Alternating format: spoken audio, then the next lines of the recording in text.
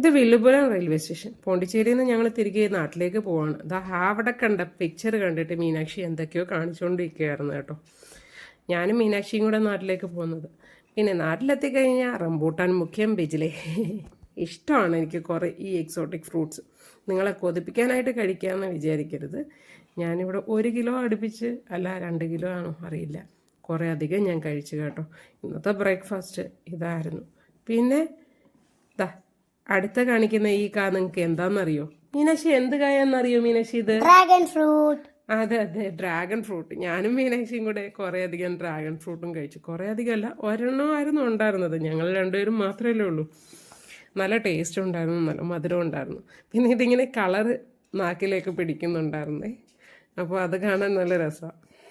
നല്ല തണുത്തും കൂടെ ഇരിക്കുമായിരുന്നു. അമ്മ ഇത് ഫ്രിഡ്ജിൽ വെച്ചിരുന്നതുകൊണ്ടും കൂടെ തണുത്തിരിക്കുമായിരുന്നു.